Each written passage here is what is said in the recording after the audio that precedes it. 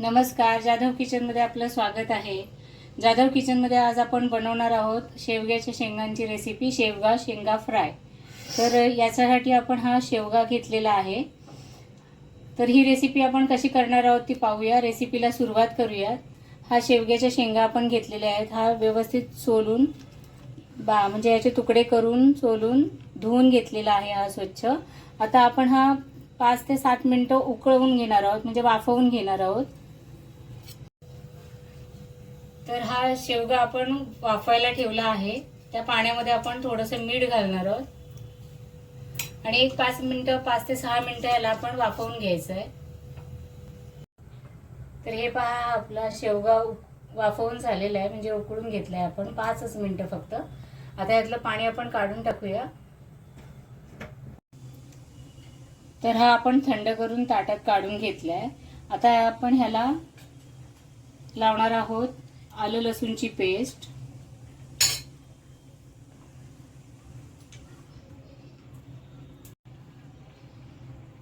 थोडासा लिंबाचा रस किंवा कोकमाचं आगळ असतं ना, तेही वापरलं तरी चालतं. थोडं चवीला चांगलं लागतं. त्यानंतर आपण याच्यात घालणार आहोत धणा पावडर,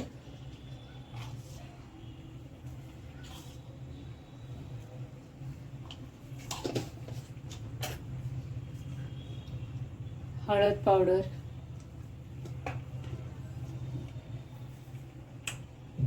चवीनुसार मीठ, थोडंसं काश्मीरी मिरची पावडर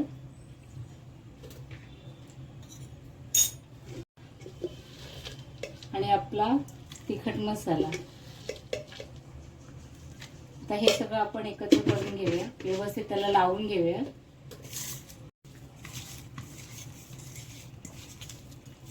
तर आपण हे व्यवस्थित शेंगांना लावून घेतलेले आहेत सगळे मसाले.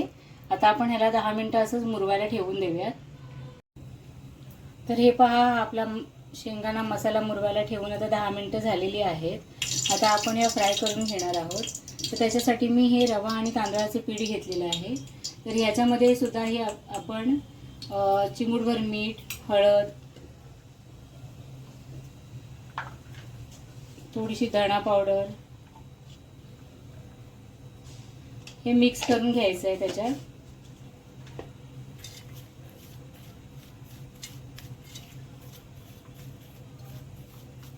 आणि आता या शेंगा आपण फ्राय करून घेणार आहोत. त्याच्यासाठी आपण इथे तेल गरम,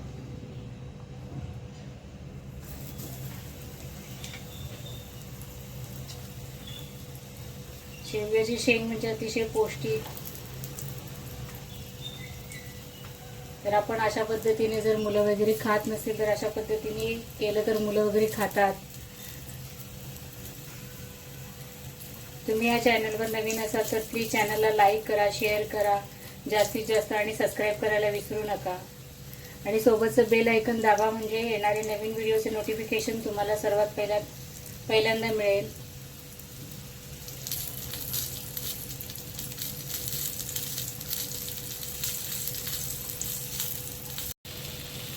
तर ह्या बघा, आपण सगळ्या शेंगा याच्यामध्ये घालून घेतलेल्या आहेत. आता आपण या थोड्या एक साईडीने शेकल्या की आपण या परतवून घ्यायच्या आहेत.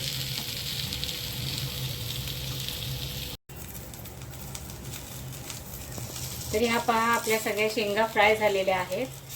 आता ह्या आपण आलटून पालटून, म्हणजे असं परतवून वगैरे घेऊन असं शेकलेले आहेत, व्यवस्थित कुरकुरीत अशा करून.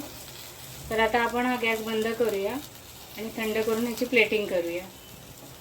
हे पहा, हे प्लेटिंग करून आपलं तयार आहे. तर ही हेल्दी आणि पौष्टिक अशी रेसिपी जाधव किचनमधून खास तुमच्यासाठी. तर माझ्या पद्धतीने ही रेसिपी जर तुम्हाला आवडली तर नक्की ट्राय करा.